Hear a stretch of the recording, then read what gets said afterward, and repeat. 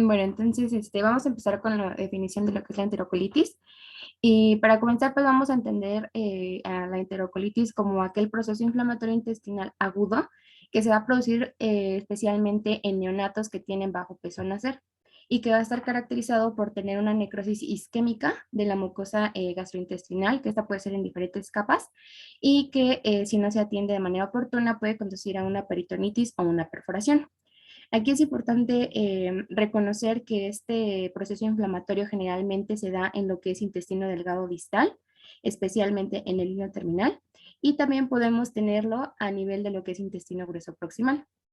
Un punto también importante a destacar es que cuando se realiza alguna cirugía, pues se pueden encontrar este tipo de hallazgos como lo que es una necrosis isquémica coaguladora, en donde esta necrosis es segmentaria y específicamente de la mucosa, teniendo a veces lo que es propiamente la hemorragia focal. A su vez podemos encontrar, y que es característico, más adelante lo vamos a ver, que va a ser la presencia intramural de gas, o que también se le conoce como neumatosis, y también podemos encontrar algunos datos de desprendimiento de la mucosa, de la submucosa y también de la muscular de la mucosa, dependiendo del grado de afectación en el que se esté presentando. La siguiente, por favor, Ever.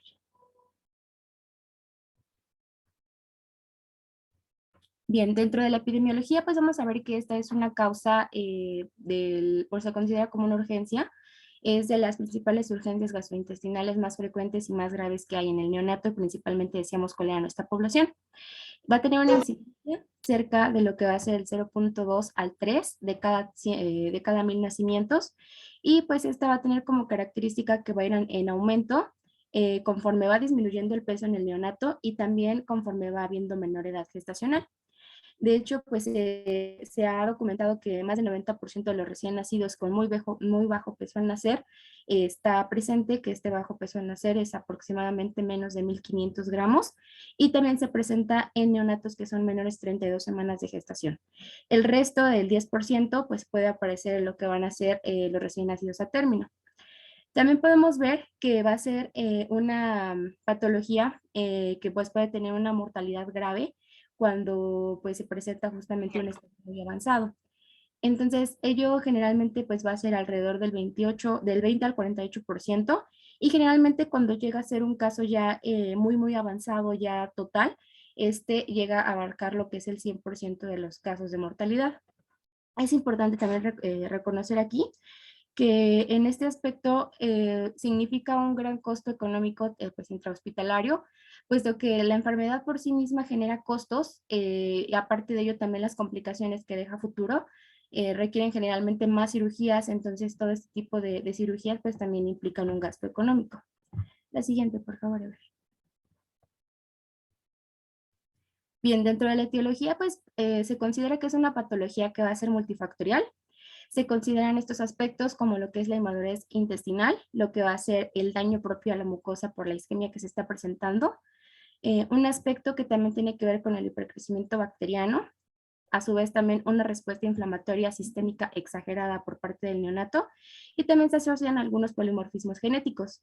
Aquí en este aspecto es de mayor importancia reconocer la inmadurez intestinal y también la respuesta inflamatoria sistémica exagerada.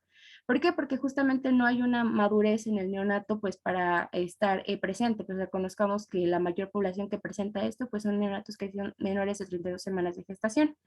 Entonces, generalmente lo que ocurre aquí es que hay una mayor permeabilidad del epitelio intestinal, pero también con ello se le restan algunos factores que un bebé de término generalmente llega a tener, como cuáles, pues tales son como por ejemplo la motilidad, en donde pues vemos que la capa de moco en el neonato pues es más delgada, y además de ello vemos que también hay concentraciones menores de lo que va a ser la IgA, que como bien sabemos tiene una parte protectora a nivel inmunológico, y pues esta IgA está muy baja o llega incluso a ser nula.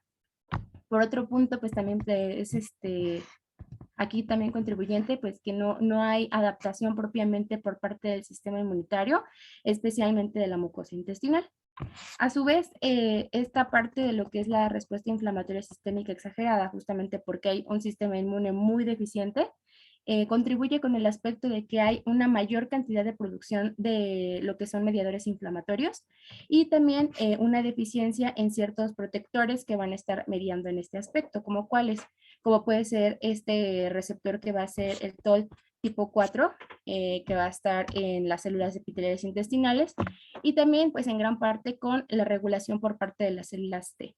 Entonces, todo esto en conjunto, pues vamos a ver que va a estar interviniendo y pues va a estar generando de manera multifactorial la esencia de la patología. La siguiente, por favor, Eder. Dentro de los principales factores de riesgo que pues vamos a encontrar aquí, principalmente vamos a ver que estos factores de riesgo van a favorecer que haya una reducción de la perfusión mesentérica y dentro de ellos los factores de riesgo pues ya mencionábamos nuestra población blanco, generalmente van a ser recién nacidos menores de 32 semanas de gestación y con un peso menor de 1500 gramos. También aquellos neonatos que hayan tenido ventilación mecánica asistida, y pues vamos a ver a su vez que vamos a tener también este aspecto de lo que va a ser la sepsis, en donde generalmente va a estar asociado con algunas patologías, bueno, con algunas entidades como puede ser Klebsiella, lo que va a ser la Escherichia coli, Pseudomonas, Clostridium, algunos estafilococos coagulasa negativos y también en gran parte el rotavirus. Entonces, esto como parte de etiología a nivel de bacterias. Sin embargo, también se consideran algunos aspectos como pues lo que puede ser la hipotensión. Puede también asociarse el aspecto de la ruptura prematura de membranas, que esto pues es principalmente también asociado con lo que va a ser una sepsis neonatal, así como también el hecho de tener partos extrahospitalarios. Otro punto también aquí agregado es pues la parte de las transfusiones.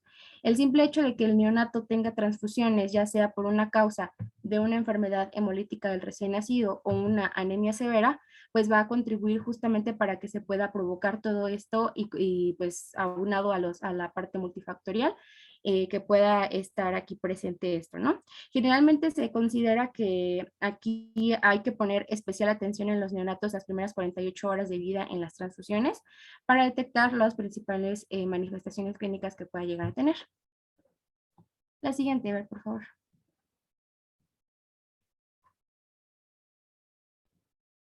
Bien, también es importante aquí mencionar que puede haber factores de riesgo considerados dependiendo de la población. Mencionábamos hace un momento la población blanca, la población diana, que generalmente van a ser estos neonatos que son menores de 1500 gramos, pero también con ellos se asocia a un estadio 2, ahorita vamos a ver cuál va a ser la clasificación, pero dentro de este estadio vamos a ver que pueden estar asociados otros factores, como cuáles, como la neumonía congénita, el uso propiamente de la indometacina para el cierre de lo que va a ser la persistencia del conducto arterioso, el uso del surfactante, así como también mayor edad materna o más de 3 transfusiones que haya tenido el recién nacido. Nuestra otra población van a ser los neonatos pretérmino, que van a ser el pretérmino tardío y de término. En este aspecto vamos a considerar aquellos factores de riesgo donde se dé un cultivo positivo a sepsis, especialmente que sean niños pequeños para la edad gestacional, aquellos niños que además por ejemplo, la persistencia del conducto arterioso tengan otras manifestaciones cardíacas de alteraciones congénitas, así como también que tengan algunas características de encefalopatía hipoxémica.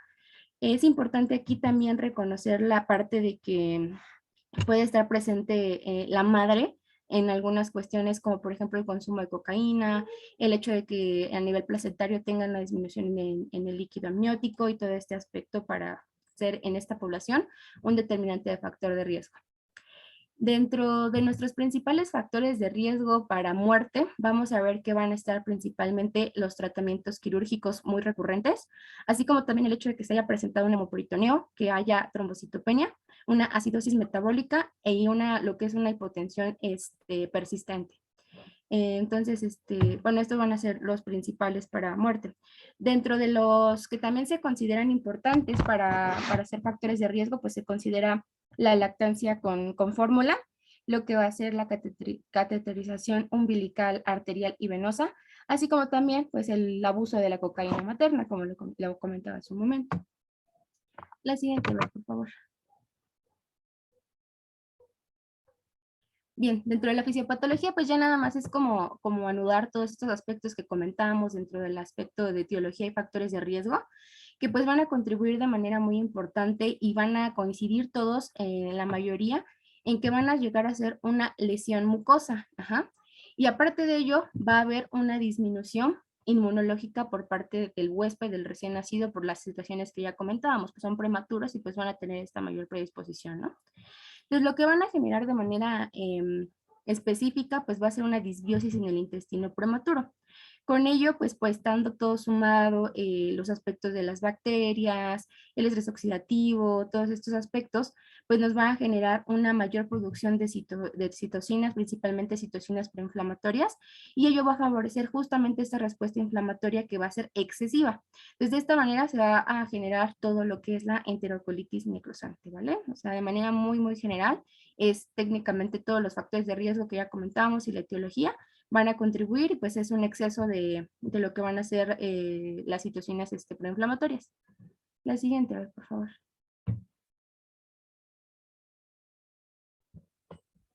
Bien, ahora dentro de lo que es la clasificación y el cuadro clínico, aquí lo quise abordar de una manera más concisa para poder explicar qué es lo que se presenta dependiendo del estadio en el que esté. Aquí es importante recordar que el 95% de los pacientes van a presentar estos síntomas alrededor de la segunda semana de vida, justamente cuando ya se inicia la alimentación enteral, principalmente al seno materno, o en ocasiones cuando también se da la alimentación con fórmula. Entonces, generalmente se ocupa lo que es la clasificación de Bell para poder dar este aspecto de clasificación y de entender cómo es que se están haciendo las manifestaciones clínicas. Vamos a ver que vamos a tener 3 estadios, cada uno con su respectiva, con su respectivo estadio propio o subdivisión, en donde vamos a tener que el 1A pues va a ser una clasificación que va a corresponder a lo que sospecha. ¿Qué signos sistémicos vamos a tener? Bueno, vamos a tener principalmente los cambios de temperatura, la apnea, bradicardia y letargo en el recién nacido.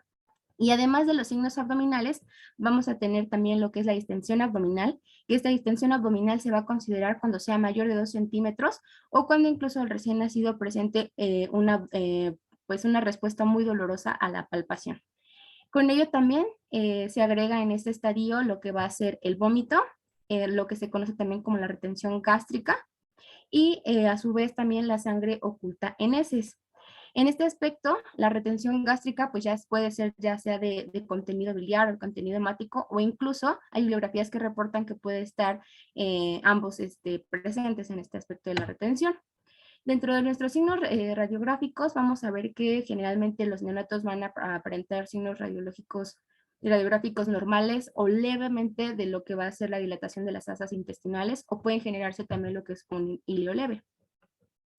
El siguiente punto es el 1B. Este 1B nos habla también de una sospecha.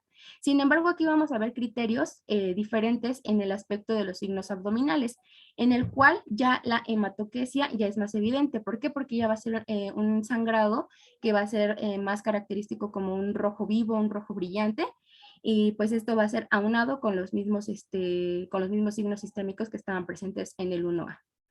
En signos radiográficos, pues no hay mucho cambio, realmente siguen siendo los mismos también que se encuentran en este estadio.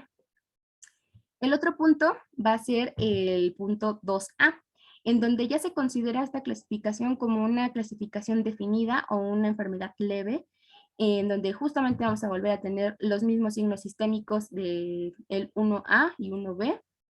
Vamos a tener además aquí ya signos abdominales más característicos, donde van a estar los anteriores, así como también se suman lo que va a ser la ausencia de los ruidos intestinales, que puede estar sumado o no con lo que va a ser la sensibilidad abdominal, justamente con la presencia o no de dolor a la palpación. A ello, pues van a estar signos radiográficos, principalmente ya característicos, que van a ser la dilatación de las asas, y es importante que recordemos la neumatosis, que es el signo más determinativo que nos va a estar diciendo que ya la enfermedad está presente. Sin embargo, como podemos darnos cuenta, pues ya está habiendo una presentación cuando ya empieza a haber un daño ya pues más grave, ¿no? Continuando con este, vamos a ver el punto 2b, en donde estamos teniendo una clasificación que se considera como definida moderada, en donde vamos a tener aquellos mismos signos que se encontraban en el 2A, así como también características de acidosis metabólica, o incluso puede estar aunado con una trombocitopenia. Por parte de los signos abdominales encontramos los mismos del 2A, y a esto se le suma lo que va a ser el dolor, así como también celulitis abdominal, o incluso poder encontrar una masa en lo que va a ser nuestro, ese fue el nombre, ese fue, perdón. Entonces, bueno, lo vamos a encontrar, esta masa va a ser una masa palpable. Entonces vamos a encontrar después aquí los signos radiográficos, que va a ser principalmente lo que es el gas en la vena porta, que va a ser muy evidente, así como también la presencia de citis. Este va a ser en el cuadrante inferior derecho, perdón. Después de esto vamos a encontrar en la clasificación del estadio 3A, ya se va a considerar una enfermedad avanzada, ya de carácter severo, en donde vamos a tener características donde pues va a tener signos sistémicos del 2B, así como también se le suma la hipotensión, bradicardia, apnea, y vamos a tener también esta apnea severa, así como también la palpación de la masa que mencionábamos hace un momento, la neutropenia, acidosis metabólica, o aquí también puede ser una acidosis respiratoria. En aspectos de los signos abdominales encontramos los mismos del 2B, además aunado con signos de peritonitis, con signos de distensión abdominal, y además va a tener una sensibilidad ya muy marcada a la palpación, es decir, ya va a tener un dolor muchísimo más profundo casi al tacto, o sea, técnicamente va a estar de manera muy superficial y pues se va a hacer muy evidente. Dentro de los signos radiográficos vamos a encontrar características que va a ser del 2B, más lo que va a ser la citis definitiva, y también podemos encontrar datos de lo que es este intestino intacto, es decir, un intestino muy inmóvil. Y finalmente, lo que va a ser el estadio 3B, donde ya se considera un estadio de perforación. Este va a tener signos sistémicos iguales a los que son de la clasificación 3A, así como también signos abdominales, en donde vamos a tener ya los del 3A, más lo que va a ser la perforación intestinal, que es la que caracteriza este último estadio. Y finalmente, pues estos signos radiográficos, justamente por la perforación que ya está viendo, además de los de la categoría 2B, se va a sumar la parte de lo que va a ser el neumoperitoneo. Más ahorita les voy a explicar un poquito más algunos detalles que son importantes aclarar justamente en esta parte de nuestro cuadro clínico y también para nuestro diagnóstico. La siguiente, por favor.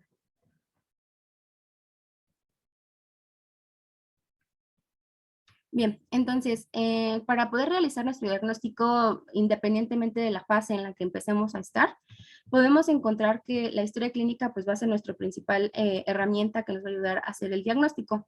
¿Por qué? Porque con ello podemos ayudarnos a identificar lo que van a ser nuestros factores de riesgo, así como también detectar justamente a la exploración física, principalmente cuando ya es un estadio muy avanzado, ya hay datos de gravedad.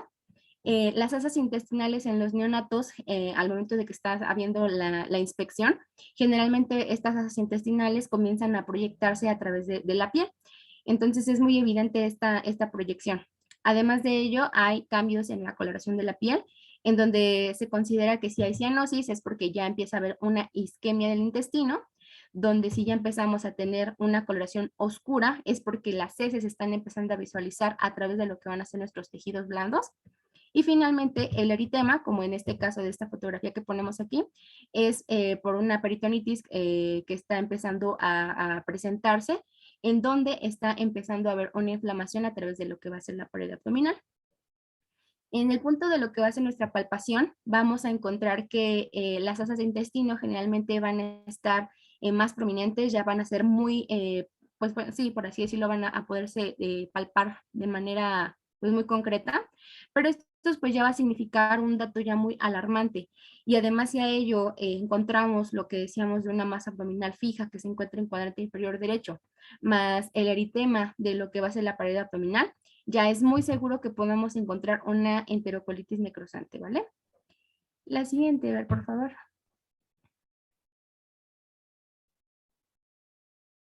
Bien, dentro de nuestras herramientas diagnósticas, pues aquí puede ser de utilidad pues una biometría hemática, generalmente pues para poder detectar ya sea leucocitosis o leucopenia, así como también una neutropenia, casos de anemia o trombocitopenia.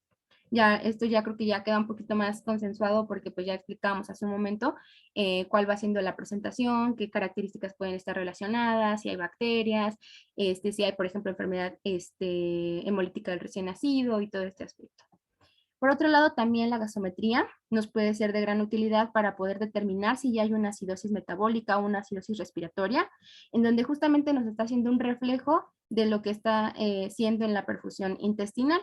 Esto pues ya dependiendo de los estadios en los que encontrábamos, ¿no? O sea, dónde se va a presentar lo que va a ser la acidosis metabólica, en qué estadios, y pues así reconocer para saber qué grado de acidosis tiene, si es metabólica o si es respiratoria. También una química sanguínea puede ser de gran utilidad para poder detectar datos de hiponatremia y también algunos datos de hipo o de hiperglucemia. Generalmente se dice que cuando ya empezamos a tener una acidosis metabólica o respiratoria, aunado a lo que va a ser la hiponatremia y junto con la trombocitopenia, pues ya podemos tener una mayor orientación a que estamos teniendo pues una enterocolitis necrosante en el recién nacido. Pero también son de utilidad considerar algunos, por ejemplo, tiempos de coagulación, en donde estos generalmente van a estar anormales y nos van a estar siendo indicativos de una coagulación intravascular diseminada, así como también podemos encontrar lo que va a ser la proteína C reactiva, en donde esta pues se va a encontrar aumentada evidentemente por la inflamación que se está presentando. Otra importante pues es la prueba que va a ser en busca de sangre oculta en heces.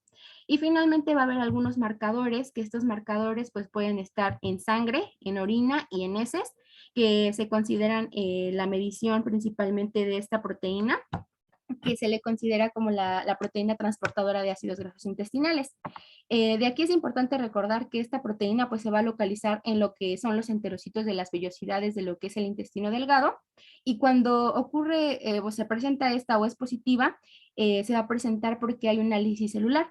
Entonces esta proteína se libera en la sangre y ya después es eliminada a través de la orina.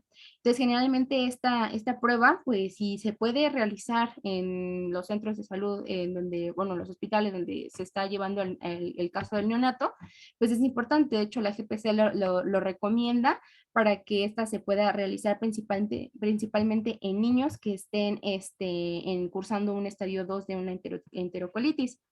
Y pues aquí también hay otros biomarcadores que se consideran, como por ejemplo la proteína fecal, que nos ayuda para diferenciar principalmente si estamos refiriéndonos a un estadio principal o a un estadio pues ya más avanzado, generalmente con un estadio aproximadamente 3B. Entonces, estas pruebas muchas veces ya no se llegan a realizar porque pues no son disponibles, pero cuando es posible, pues se realiza. La siguiente, por favor, Iber. Bien, ahora, comentábamos hace un rato en lo que era la clasificación, que pues una herramienta muy diagnóstica pues va a ser justamente la radiografía, ¿no? Generalmente vamos a ver que la radiografía simple abdominal, esta se tiene que realizar de manera anteroposterior y lateral, y esta se tiene que tomar cada 6 horas. Esto porque pues generalmente esta enfermedad tiene un curso muy rápido, y pues si por ejemplo estamos empezando con algo muy, muy levecito, en corto tiempo ya podría estar incluso hasta en una perforación. Entonces, se consideran como algunos signos tempranos e inespecíficos la presencia de niveles de aire y líquido, así como también la presencia de dilatación de las asas intestinales del intestino y el engrosamiento de la pared abdominal.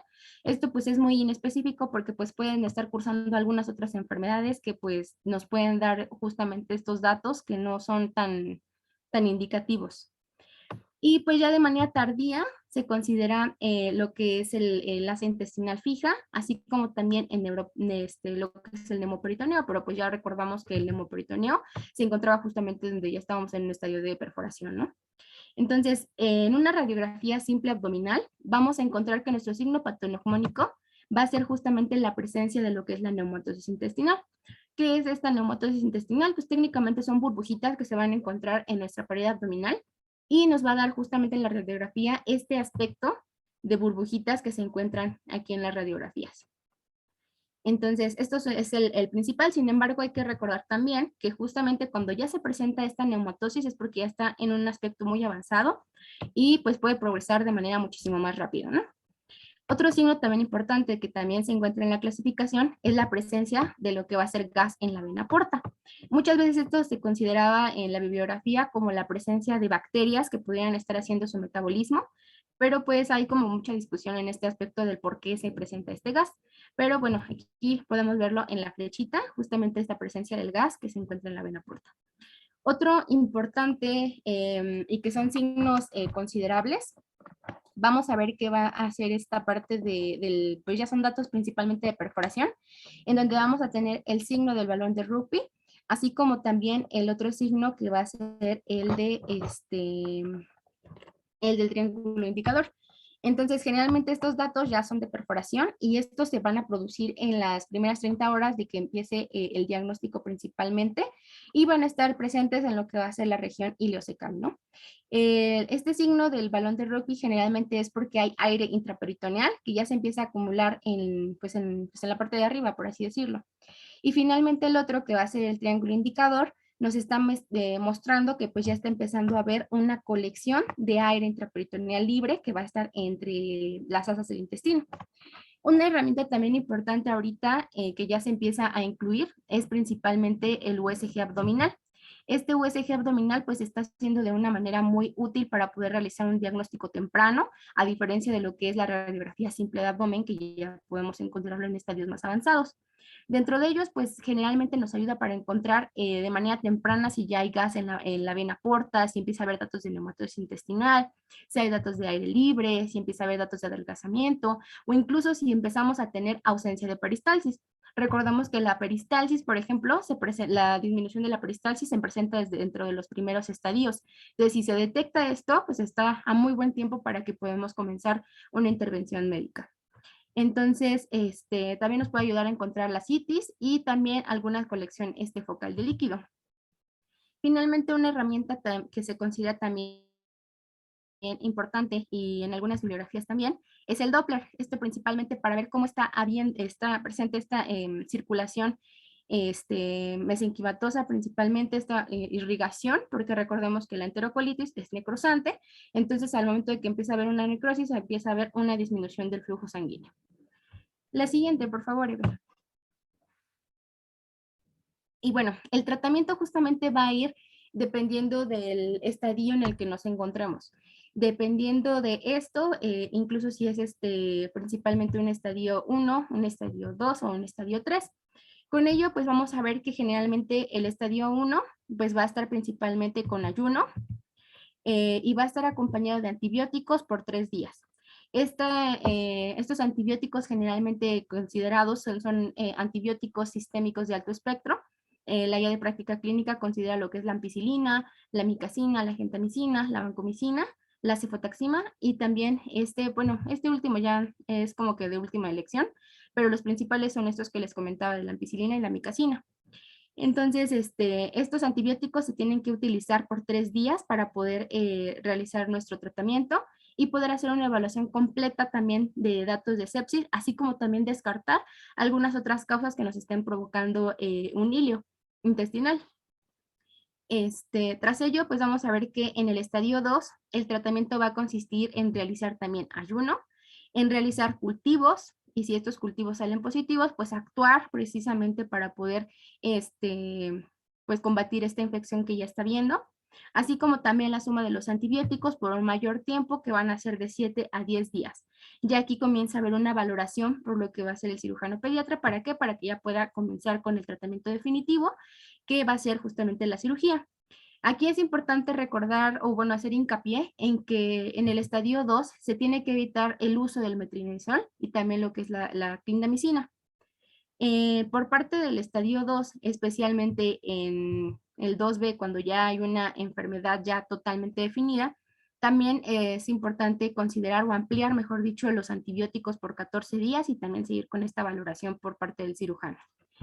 En el último estadio, que ya va a ser nuestro estadio 3, vamos a ver que pues ya va a ser una enfermedad ya avanzada y el tratamiento va a ser el mismo que estábamos manejando en el 2B, más aparte la implementación de líquidos intravenosos. Evidentemente, si está pasando ya con un trastorno de una hiponatremia, una hiperglucemia o una hipoglucemia, pues se tiene que hacer ese balance de estas alteraciones, así como también tenemos que considerar la asistencia respiratoria y pues, también parte de lo que es la valoración. Y pues la guía de práctica clínica recomienda que como antibióticos, aunado a ello, se considere lo que va a ser el metronidazol y también parte de lo que va a ser el drenaje peritoneal. ¿Por qué? Porque cuando pues ya estamos empezando a tener justamente datos de asitis, pues ya es importante que este drenaje para poder tener una estabilidad en el neonato. Y bueno, ya que nosotros tengamos justamente este tratamiento ya estabilizado, pues vamos a llegar a justamente nuestro tratamiento definitivo, que va a ser a través de la resección intestinal de las zonas isquémicas que ya están, bueno, que ya se provocaron en el neonato, así como también algunos datos de perforación o incluso ya de necrosis que estén presentes aquí. Y finalmente, pues ya la guía de práctica clínica recomienda que pues para el dolor en los neonatos pues se use principalmente la morfina para poder evaluarlo con algunas escalas. Eso se los puse en el manualito de la monografía para que lo puedan revisar cómo se evalúa esta escala del dolor en los neonatos, ¿vale? La siguiente, por favor. Y bueno, esta última tablita es como también pues sí, una más consenso de lo que ya había explicado. Aquí únicamente pues es recordar, o bueno, hace como que mayor hincapié como qué medicamentos son los más importantes, por ejemplo, que estamos en estadio 1, o sea, de todos los que nos, nos da la guía de práctica clínica, cuáles son los más recomendables, principalmente en el estadio 1, la ampicilina y la gentamicina. Pero bueno, esta tablita se las dejo también para que pues más adelante ustedes lo chequen y pues técnicamente es lo mismo, no varía en este aspecto. Lo importante es saber qué medicamentos se está administrando y y pues sí, es principalmente esto. Aquí nada más la última observación que hacemos de lo que es la enterocolitis es que generalmente se tiene que hacer bueno, tenemos que evitar propiamente la medición de lo que es el residuo gástrico, y esto porque pues, puede tener algunas repercusiones. En vez de realizar este uso rutinario de lo que es la medición del residuo gástrico, se recomienda principalmente que pues, podamos hacer una monitorización a través de la distensión abdominal que esté presente y que nos está haciendo indicativo de que hay o gas o ascitis, ¿vale? La siguiente, a ver, por favor.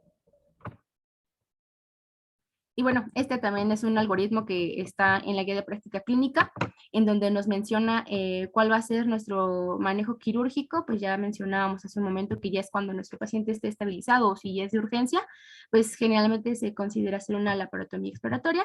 Y pues esta tiene un poco más de indicaciones dependiendo si es una lesión focal, si es una lesión múltiple o si ya de plano es una lesión total, qué es lo que se tiene que hacer, cómo y todo esto para poder llevar a cabo el tratamiento. Pero de manera general, pues técnicamente es hacer la resección de aquellas zonas que ya están isquémicas, necrosadas o incluso perforadas. La siguiente, a ver, por favor. Y bueno, nuestro pronóstico, ¿qué nos dice? Nuestro pronóstico nos dice que generalmente puede haber un segundo episodio en aquellos lactantes que tengan bajo peso al nacer y pues que se mantengan en bajo peso, que no aumenten y que al contrario estén disminuyendo. En aquellos pacientes que también, además de problemas cardíacos congénitos, o sea, tengan otros aunados a ellos y que sean a lo mejor más complicados, así como también en aquellos recién nacidos que llegan a tener algunas anomalías congénitas importantes, además de las cardíacas. Y pues dentro de nuestras complicaciones principalmente, pues vamos a ver que puede tener complicaciones de perforación intestinal, síndrome de intestino corto, estenosis intestinal, así como también deterioro en el neurodesarrollo justamente por la disminución de la irrigación. Y también podemos tener algunos datos de sepsis, una colestasis o incluso desnutrición extrauterina justamente por el problema de tener pues sí, alteraciones a nivel intestinal, ¿no? Como la perforación o justamente por la resección, que no puede haber una buena absorción, dependiendo de donde haya presentado este tipo de enfermedad, ¿vale? Y la siguiente, por favor, Eva.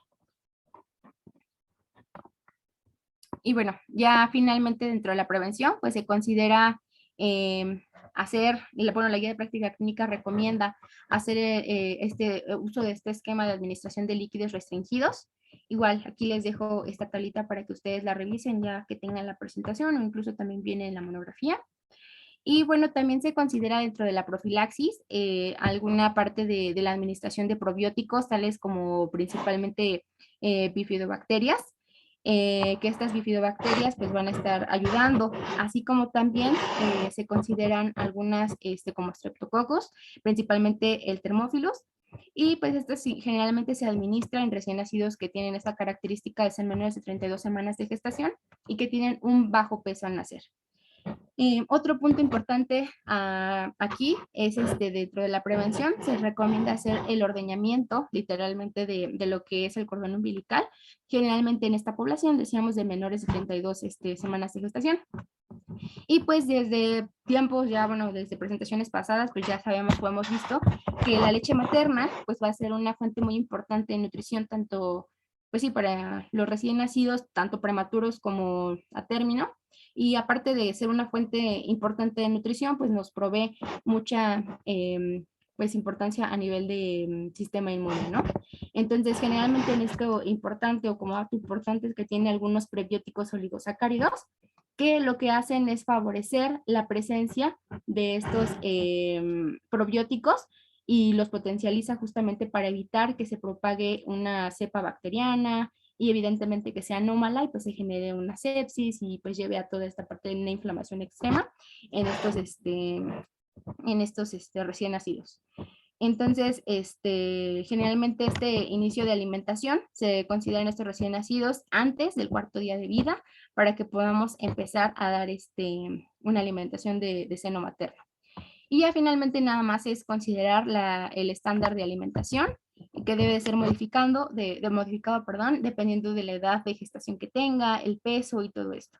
Pero bueno, eso también se los dejo ya en la monografía para que ustedes lo revisen, cómo es este esquema de, ¿cómo se llama? De estándar de alimentación para que podamos revisarlo, ¿vale? Siguiente, por favor. Muy bien, pues ahora vamos a pasar a la patología denominada ileomeconía, ¿sale? ¿Me escuchan bien? Sí, escuchas bien. Sí, se escucha bien. Bien.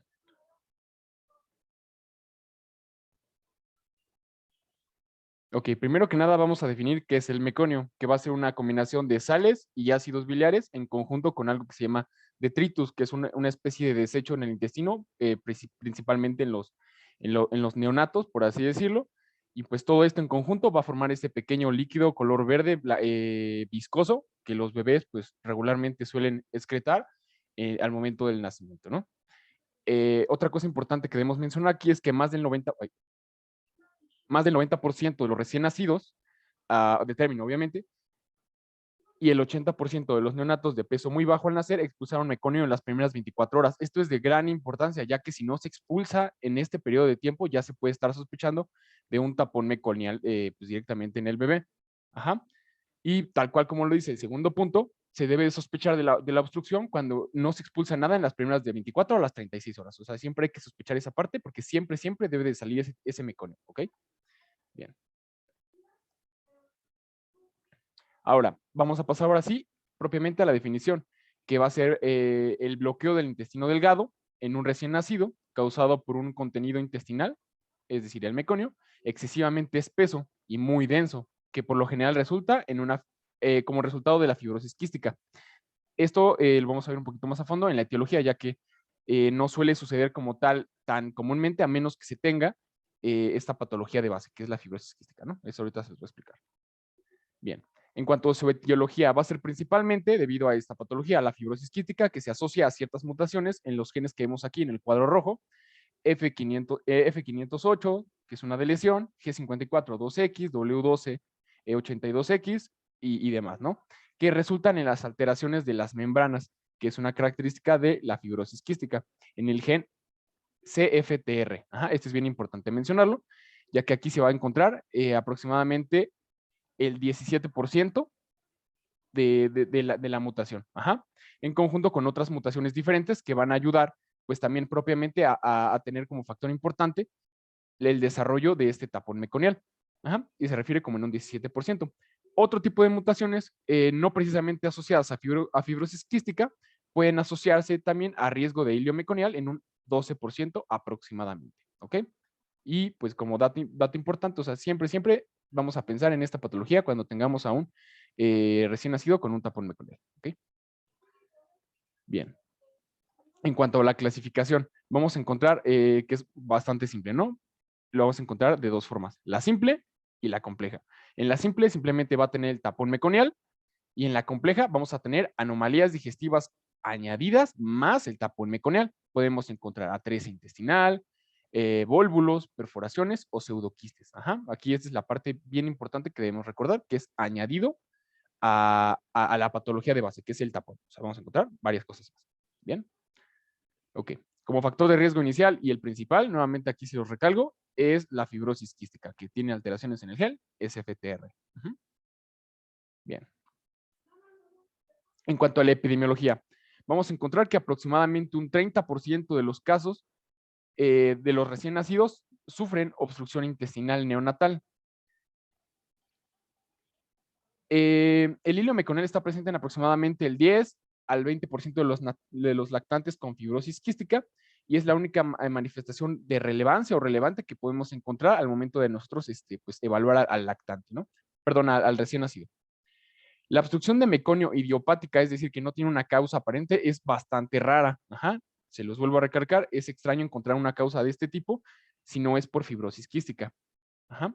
Y pues, por ejemplo, también hemos encontrado aquí en el cuadro azul que no existe una correlación pues bastante clara o con cierta certeza de que los pacientes que presenten hilio meconial con obstrucción del conducto puede tener una relación con aplasia pancreática o alteraciones del conducto pancreático. Esto es importante, pero pues hay que también establecer ciertas relaciones importantes para establecer si es por esto o es por otro tipo de causa, ¿no? O sea, esto es bien importante tenerlo en cuenta. Uh-huh. Bien.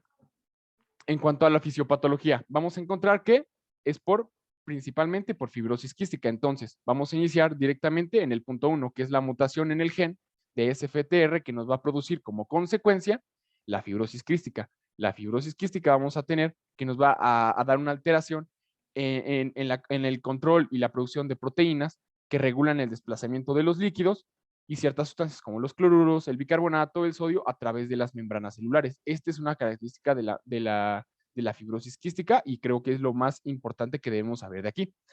Y al saber que tenemos esta alteración de la membrana, pues obviamente esto altera, por ejemplo, los pulmones y también en el intestino, que a fin de cuentas se rigen por ciertos intercambios membranales, por ejemplo, de secreciones de las glándulas exógenas, tanto pancreáticas como del intestino, se van a ver alteradas, lo que va a producir que el meconio directamente que está en el colon se haga más espeso, sea rico en albúmina y pobre en agua, junto con los carbohidratos también, y se va a hacer pues básicamente como un chicle, o sea, básicamente es algo súper pegajoso, súper denso y que va a ocluir al niño de una forma bastante pronunciada y pues bastante característica, ¿no? Esto aunado en el que en el recién nacido se tiene un colon pequeño y se tienen ciertas como una especie de criptas dentro del intestino que no ayudan al movimiento pues normal, por así decirlo, del intestino, pues se va a ver como obstruido todavía más el flujo tanto del meconio, más aunado con la densidad, pues vamos a tener este taponamiento y esta densidad súper grande, tipo chicle, del meconio ahí pegado y acumulado en el intestino.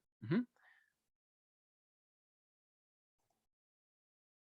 Bien, en cuanto al cuadro clínico, de manera general, vamos a encontrar, por ejemplo, obstrucción intestinal, distensión abdominal, vómitos, a menudo de contenido bilioso, que se pueden volver persistentes. Esto hay que estar evaluando al niño en las primeras 24 a 36 horas para ver cómo está evolucionando, cómo está reaccionando, para ver en qué patología podemos estar pensando. Entonces, esa parte es bien importante. Y de igual forma, hay que estar checando que no tenga anomalías congénitas añadidas, ya sea, ¿cómo se dice? Atresias intestinales, vólvulos, que no tenga perforaciones, que no tenga algún tipo de ascitis o algún tipo de anasarca, por ejemplo, que nos pueda condicionar pues ciertas patologías o diagnósticos diferenciales. Ajá, entonces siempre hay que estar evaluándolo constantemente para revisar qué es lo que puede estar pasando, ¿no? De manera general. Ahora, ya pasando al cuadro clínico específico, de acuerdo a la clasificación que les acabo de mencionar hace unos minutos, se va a clasificar en dos, en simple y en complejo. El simple, como ya les había dicho, no va a tener patologías añadidas y va a ser meramente el tapón de meconio, que se va a manifestar entre las 24 a 48 horas de vida. Y pues vamos a presentar aquí signos de obstrucción intestinal En la exploración física vamos a encontrar, por ejemplo, el signo del pulgar. Ajá. Y al tacto rectal vamos a encontrar la ampolla vacía, ya que hay literalmente una obstrucción que no ha permitido que el bebé pues, pueda evacuar correctamente. Entonces, pues bueno, básicamente el cuadro es de esta forma. Ajá. Es bastante sencillo de identificarlo. Bien, ahora en cuanto al cuadro clínico complicado, que se manifiesta antes de las 24 horas de vida, en donde podemos encontrar signos de peritonitis, ya que esta oclusión o este meconio puede incluso reventar el intestino y causar pues ciertas infecciones, porque ya que el meconio, a pesar de que se supone que debe de ser estéril, pues puede ser, ¿cómo se le llama? Una especie de medio de cultivo para ciertas infecciones y contaminar la cavidad abdominal. Ajá. Entonces, como signos importantes, vamos a encontrar la distensión abdominal en conjunto con la afectación del estado general. El bebé va a estar llorando, va a estar inquieto, se va a ver de inmediato que algo no está bien. Además, va a tener un abdomen sumamente distendido, como lo podemos ver en la imagen de la derecha. En la exploración física, pues bueno, el abdomen va a ser poco depresible, doloroso y eritematoso. De igual forma, como lo podemos ver en la imagen de la derecha, está muy globoso, está como rojo, incluso podemos ver el ombligo un poco distendido y un poco eritematoso, ¿no? Y también tenemos que checar que no haya masas palpables, entre otras cosas que sea un pseudoquiste, por ejemplo, o alguna masa que sea de importancia, ¿no? Porque esta característica del cuadro clínico es que no viene solo, viene acompañado de otras complicaciones, o atresias, o vólvulos, o lo que ya había mencionado, ¿ok? Bien. En cuanto al diagnóstico, el cuadro clínico simple, pues va a ser meramente por dos cosas. Por radiografía de abdomen, en donde vamos a encontrar pues propiamente la dilatación generalizada de las asas y la ausencia de niveles hidroaéreos, es decir, va a estar completamente ocluido. Además, vamos a tener otro estudio que se llama enema opaco, en el cual podemos ver mediante ciertos medios de contraste pues el microcolon de desuso y los defectos de la represión de la patología. Podemos encontrar atresia ileal y pues vamos a encontrar pues propiamente hasta dónde llega la distensión o hasta dónde llega la obstrucción, ajá, con el medio de contraste pertinente. Ahorita les voy a mostrar unas imágenes. Para la complicada, idealmente se ocupa la ecografía prenatal para revisar que el bebé no tenga ascitis, pseudoquistes, calcificaciones peritoneales, atresias, todas las patologías que ya les había mencionado que pueden estar añadidas a la obstrucción por el meconio. De igual forma podemos encontrar eso ya pues, previamente al nacimiento, perdón, después del nacimiento, pues la radiografía abdominal, en donde podemos encontrar de igual forma calcificaciones, neumoperitoneo, pseudoquistes, más aparte la obstrucción. Bien, por ejemplo, aquí la vemos en la parte izquierda, en cuanto al cuadro clínico simple, donde podemos encontrar las asas intestinales dilatadas, y como signo característico o signo clásico vamos a tener el signo de la burbuja de jabón, que es clásico de la obstrucción por meconio, y como lo podemos ver aquí en la imagen, ¿no? Aquí lo podemos ver, de igual forma aquí abajo. Y pues, por ejemplo, en la complicada, en la parte derecha, vamos a encontrar, por ejemplo, ciertas calcificaciones y anomalías interesantes que nos pueden llevar, por ejemplo, acá tenemos oclusión y pues también tenemos cierto coloramiento color blanco, por así decirlo, que son las calcificaciones y pues que nos llevan ya a pensar en otras patologías ya añadidas, ¿no? Y se tiene que referir o remitir a otro tipo de tratamiento, por ejemplo, ¿no? Bien. Ahora, en cuanto al tratamiento, vamos a encontrar que al momento en que se hace parte del diagnóstico, se va también a comenzar el tratamiento. Esto en la parte simple, ajá, porque se hace una especie de medio de contraste que sea soluble en agua, es decir, que no sea completamente con bario o que no sea de bario, porque esto puede interferir o puede dañar pues al bebé propiamente, ¿no? En donde se va a observar por medio de fluoroscopía, pues a qué nivel se tiene la obstrucción, a dónde está y cuál va a ser el mecanismo que se va a realizar, pues para poder intentar disolver ese tapón, ya que la secreción es sumamente espesa y densa y es difícil de realizar. Entonces, lo que se va a hacer es mantener al bebé hidratado con líquidos intravenosos continuos para así estar revisando por fluoroscopía y revisar cómo se va diluyendo el tapón mediante enema. Entonces va a ser una especie de lavado, una especie de, pues sí, como de dilución para poder ir lavando ese tapón de meconio y que pueda ir saliendo propiamente mientras se ve en la fluoroscopía cómo va progresando pues ese cuadro. Ajá. Bien. Ahora, en cuanto al tratamiento quirúrgico, generalmente es cuando ya hay peritonitis o hay infección o ya hay una complicación propiamente. Puede haber isquemia, puede haber una torsión intestinal o la oclusión es sumamente severa en la cual pues no se tenga otra opción.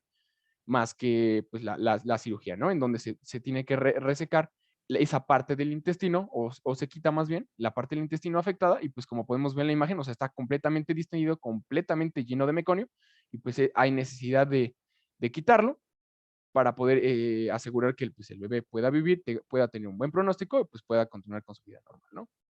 Y pues bueno, también vamos a ocupar aquí un cierto tipo de soluciones salinas con ciertas sustancias, como aquí lo podemos ver, que es, por ejemplo, el amidotrizoato de meglumina o N-acetilcisteína, pues para ayudar también a la disolución del tapón de meconio. Ajá. Bien. Ahora, en cuanto a las complicaciones, esto va más encaminado al cuadro clínico severo, ajá, ya que podemos encontrar la perforación intestinal, algo que se llama vólvulo segmentado debido a las asas pesadas y la distensión del hilio, perforación intestinal, peritonitis, y por ejemplo, en niños susceptibles a infecciones pulmonares, ojo, aquí hay que recordar que en la fibrosis quística también están afectados los pulmones, cierto intercambio de líquidos con las membranas. Ok, me apareció aquí un anuncio, creo que no sé qué sea, ok. Bueno, puede también estar afectado a los pulmones, entonces podemos encontrar bronquiectasias, atelectasias, abscesos pulmonares, entre otras cosas. De igual forma podemos encontrar insuficiencia pancreática, ya que el páncreas también, al ser un órgano que también funciona con cierto tipo de membranas, también se ve afectado y podemos encontrar también esta parte. Ajá. Bien, en cuanto al pronóstico, a menudo es un buen pronóstico porque generalmente no encontramos tan comúnmente la parte complicada, generalmente es la parte simple en el cual con el enema y la fluoroscopía para revisar cómo va el procedimiento de destaponamiento, pues de manera general el bebé puede seguir viviendo, puede seguir con su vida normal y pues revisar que ese tapón no se vuelva a realizar y que no haya ningún otro tipo de patología añadida para, si es el caso, pues pasar a procedimiento quirúrgico y pues corregir el asunto, ¿no? Hasta aquí sería mi parte. Sigue mi compañero Leonardo. Bueno, vamos a continuar con lo que es el síndrome de aspiración meconial, ¿sale? La que sigue, por favor.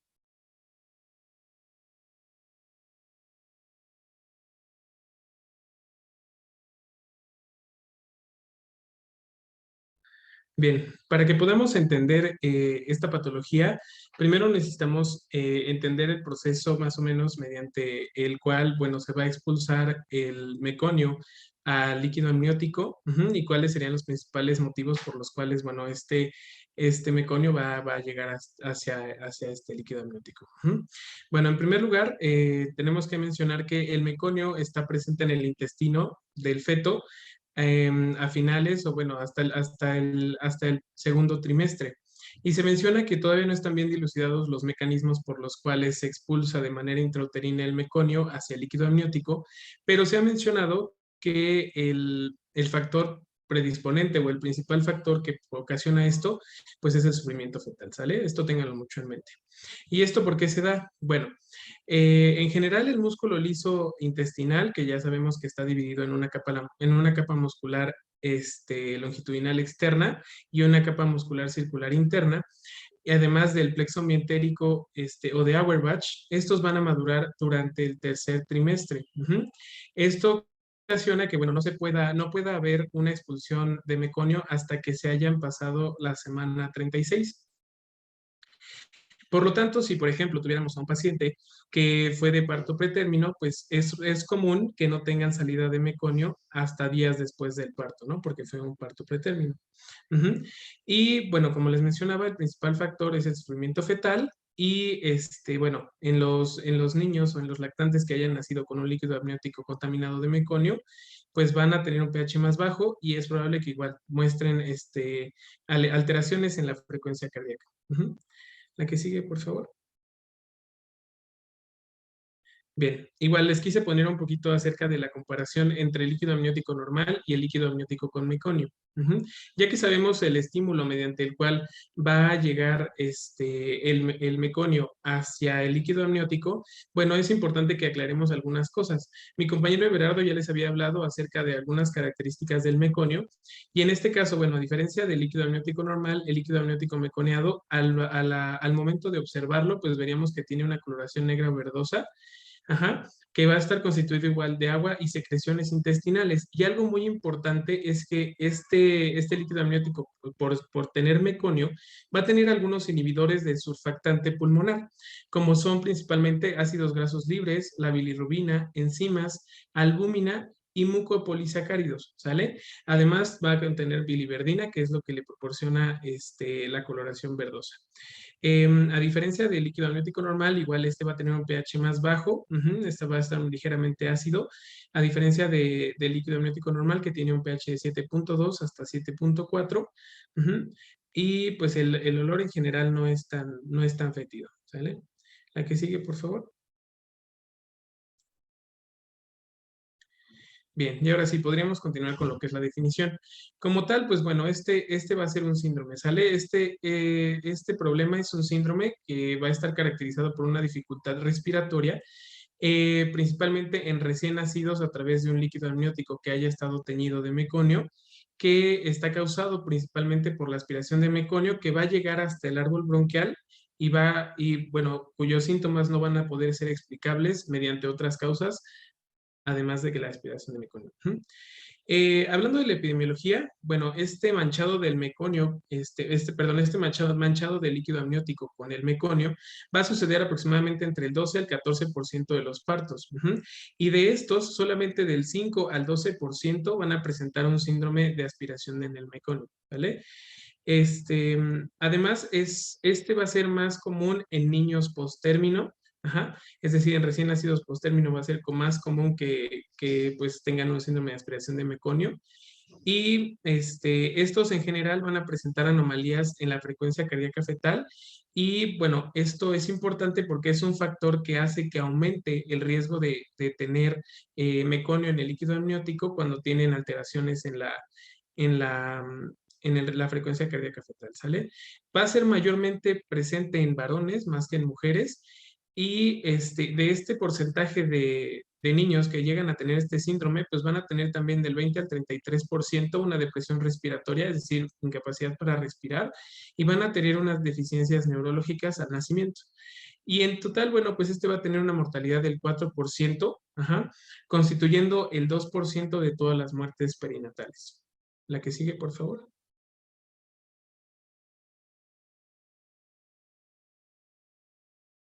Bien, continuando con lo que son los factores de riesgo, es importante igual que nosotros vayamos identificando todos estos factores de riesgo, como son, como les mencionaba, pues los recién nacidos post-término, es decir, que tengan una edad gestacional mayor a las 41 semanas, pues van a tener mayor capacidad de expulsar meconio de manera intrauterina y así generar un síndrome de aspiración de meconio, ¿sale? También si la presentación en el parto pues no fue la normal, por ejemplo, que tenga una presentación de nalgas o que haya sido un parto por cesárea, pues son factores que también predisponen a tener este síndrome. Otra cosa importante, como les mencionaba, pues un factor predisponente para que tengan este síndrome va a ser que estos bebés, cuando se les haga una prueba, una PCS, van a tener una frecuencia cardíaca fetal no tranquilizadora, cuando nosotros hagamos una monitorización cardíaca fetal. Como lo vemos del lado izquierdo, aquí podemos observar, bueno, cómo sería un registro tranquilizador, en donde tendríamos una frecuencia cardíaca fetal basal entre 110 y 160 latidos por minuto, con una variabilidad de entre 5 a 25 latidos por minuto, ausencia de desaceleraciones y la presencia o no de aceleraciones. Y en este caso, como vemos en la derecha, aquí es una monitorización con aceleraciones. Y esta monitorización con muchos ascensos, como lo vemos en las flechas, esos ascensos nos estarían indicando que, bueno, pues está teniendo un poquito de sufrimiento fetal y esto condiciona también que puedan tener un síndrome de aspiración meconiana, ¿sale? La que sigue, por favor. Otros factores de riesgo, pues también van a ser puntuaciones de APGAR bajas, que los niños pertenezcan a la raza negra o que sean provenientes del sur de Asia, y también alguna fiebre materna que haya cursado la paciente, o, por ejemplo, inflamación o infección intraamniótica también predisponen a este síndrome, ¿sale? La que sigue, por favor. Bien. Vamos a continuar con la fisiopatología. En este caso, como les mencionaba, el principal factor que va a desencadenar este síndrome, o bueno, el hecho de que haya una expulsión de meconio, va a ser el estrés fetal, principalmente la hipoxia, condicionada por varias cosas que ahorita vamos a mencionar. Y además una madurez fetal avanzada, que como les mencionaba, como ya tenemos una madurez, pues después, por ejemplo, de las 41 semanas, una madurez del plexo de Auerbach y también del músculo liso del intestino, pues van a promover el paso de meconio hacia el líquido amniótico. Y esto igual condicionado por el aumento de peristaltismo y el aumento de la respuesta simpática durante la hipoxia. Esto va a condicionar que tanto en el medio intrauterino como después ya del nacimiento pueda haber la presencia de un jadeo fetal. Es decir, esa necesidad del feto de respirar, de obtener oxígeno, ¿sale? Entonces, también puede haber un síndrome de aspiración de meconio en las primeras respiraciones iniciales después del parto, ya que puede permanecer un poco de meconio en la hipofaringe o en la tráquea y que cuando el recién nacido empieza a respirar, esas se pueden aspirar y irse hacia el árbol bronquial y pues bueno, provocar este síndrome de aspiración de meconio, ¿sale? Eso pues bueno, de manera normal va a generar una respiración entrecortada y así con este jadeo y esta necesidad de obtener aire, pues bueno, va a generar el síndrome de aspiración del meconio, llevando el meconio hacia el árbol bronquial. La que sigue, por favor. Bien, aquí lo voy a tratar de explicar lo más rápido que se pueda. Como les había mencionado, aquí ya estamos en el paso donde donde el meconio ya llegó hacia el árbol bronquial, ¿sale? Entonces, en primera instancia puede generar una obstrucción aérea. Esta obstrucción aérea puede ser total o puede ser parcial. La total, pues bueno, nos va a condicionar una atelectasia distal, pero en el caso de que sea una obstrucción parcial, esta sola puede generar, si el meconio, si la aspiración de meconio es menor al diámetro de las vías respiratorias, puede pasar el gas alrededor de la obstrucción parcial, pero generar que en un momento en el que las vías respiratorias se estrechen durante la exhalación, pueden generar lo que se conoce como un efecto válvula de bola. Y esto que puede generar, bueno, en el paciente puede generar una sobredistensión pulmonar y una ruptura de alvéolos, ¿sale? Y de esta manera, pues una obstrucción parcial también podría condicionar que el paciente presente un neumotórax o algunas otras complicaciones de fuga de aire. También el hecho de que tengamos, pues sí, meconio en este caso, pues va a condicionar también una inflamación química y pues va a condicionar también infecciones. Esta inflamación química principalmente va a generar una lesión directa y un aumento de la inflamación, generando, pues sí, en el bebé con una aspiración de meconio, una neumonitis oxidativa, y esto, bueno, generar también o condicionar un colapso y una necrosis de los alvéolos, ¿sale?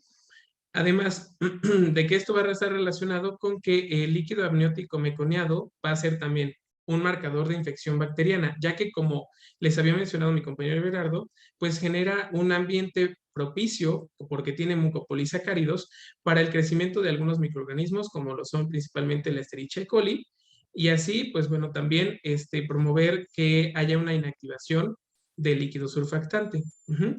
Esta inactivación de líquido surfactante va a estar condicionada principalmente porque el meconio que está presente en el líquido amniótico va a hacer que se inactiven, pues sí, como tiene algunas enzimas, va a provocar que se inactiven el surfactante, principalmente afectando la dipalmitoilfosfatidilcolina, oxidándola o hidrolizándola hasta la isofosfatidilcolina, que es lo que va a promover la inhibición del surfactante, ¿sale?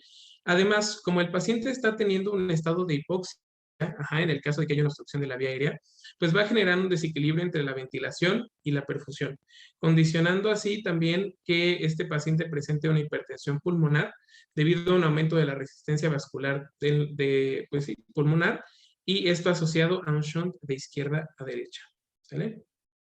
La que sigue, por favor. Bien, Ahora, hablando del cuadro clínico, nosotros, bueno, ya después de haber visto todo lo del monitoreo y todo lo que habíamos mencionado, pues bueno, en este caso ya veríamos la evidencia de líquido amniótico teñido de meconio, ¿sale? Además que, por ejemplo, podemos ver las uñas, el vernix caseoso, el cordón umbilical, pues teñidos de un color verdoso, ajá, que obviamente el hecho de que esté teñido, pues va a depender también del tiempo de exposición que estuvo al meconio.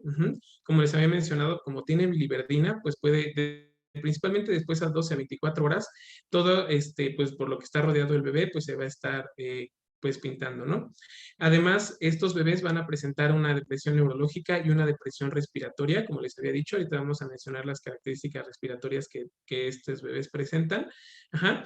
Además, del lado derecho, podemos observar una imagen en donde vemos a un bebé que tuvo una restricción en el crecimiento. Como les había mencionado también en los factores de riesgo, el hecho de que tengan un tamaño pequeño para la edad gestacional también condiciona que pueda haber un aumento de la probabilidad de que exista meconio que se salga hacia el líquido amniótico, ¿sale? Y además, a la hora de hacer la exploración física de un bebé que tenga, pues sí, que esté meconiado, tenemos que reflejar la intensidad de la tinción en leve con una cruz, moderada con 2 cruces e intensa con 3 cruces, ¿sale? Y también referir si el meconio es denso o en pasta, ¿sale? Principalmente por lo que ya habíamos mencionado con mi compañero Everardo, de que puede estar condicionado por fibrosis quística, este meconio en pasta, ¿sale? La que sigue, por favor. Bien, hablando de las manifestaciones respiratorias, como les mencionaba, este es un síndrome. Entonces, este síndrome, pues en general va a provocar problemas respiratorios porque se obstruye el árbol bronquial.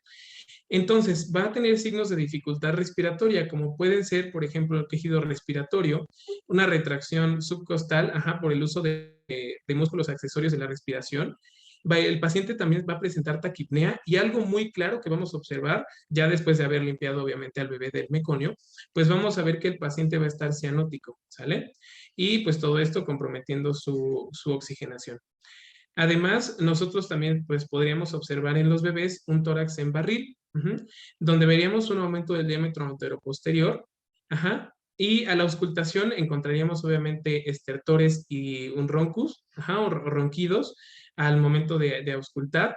Y en caso de que, bueno, ya haya, por ejemplo, lo que les mencionaba, si hubo una obstrucción parcial que generó pues ya un neumotórax o un neumomediastino, pues también encontraríamos manifestaciones clínicas de este neumotórax, ¿sale? La que sigue, por favor. Bien, ahora continuando con el diagnóstico, el diagnóstico se va a hacer mediante la clínica, ajá, de un síndrome de insuficiencia respiratoria y además del uso de paraclínicos. Se recomienda ampliamente que en estos pacientes se realice una radiografía de tórax, en donde principalmente vamos a ver, por ejemplo, bueno, en este es un ejemplo, ajá, de una recién nacida con un día de vida, ajá, que fue intubada por dificultad respiratoria, en donde, por ejemplo, veríamos opacidades intersticiales difusas, ajá, con derrames pleurales.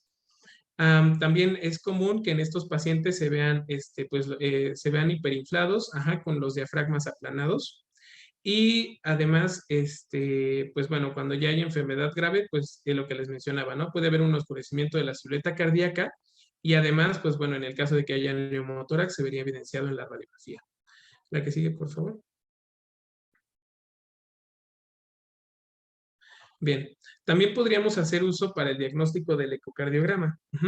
En este caso, el ecocardiograma nos ayudaría a evidenciar que ya ha habido un problema más de más evolución, en donde podríamos aquí evidenciar que ya hubo una hipertensión pulmonar, donde veríamos, por ejemplo, en el lado derecho, vean cómo tenemos el tabique interventricular aplanado, o que puede estar desplazado pues obviamente condicionado por el shunt de izquierda a derecha. ¿Sale? Además, como es un síndrome un poco inespecífico, en algunas bibliografías se considera que se debe hacer un cultivo de aspirado traqueal, ajá, para lograr hacer un diagnóstico diferencial de neumonía y por eso en estos pacientes muchas veces se inicia antibioterapia empírica, ¿sale? Y además, bueno, usar la oximetría de pulso nos va a ayudar a monitorear al paciente. La que sigue, por favor.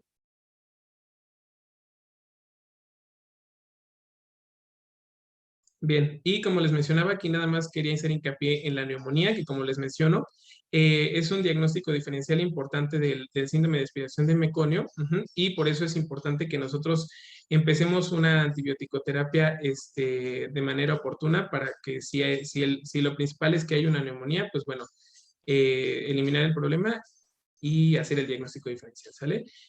La que sigue, por favor. Bien, y por último, en el tratamiento. En el caso de que nosotros ya hayamos diagnosticado que el paciente tiene un síndrome de aspiración meconial, bueno, es muy importante que se aspire con una cánula en una primera instancia, tanto en la boca como en la nariz, en primera instancia en la boca y luego en la nariz, y después se puede utilizar una intubación endotraqueal en recién nacidos que hayan estado tenidos con meconio para prevenir o disminuir las complicaciones de este síndrome de aspiración de meconio, pero obviamente solamente se recomienda en los bebés que nosotros hayamos observado que tienen una calificación baja en la escala, en el APGAR, y porque, bueno, obviamente podría generar más problemas innecesarios en el caso de que sea un bebé, pues, que no tiene tantos problemas, ¿sale? Obviamente también estaría indicada la oxigenoterapia, principalmente cuando la presión parcial de oxígeno pues sea menor de 60%, o que tengan una hipercapnia severa con una presión de CO2 mayor a 55.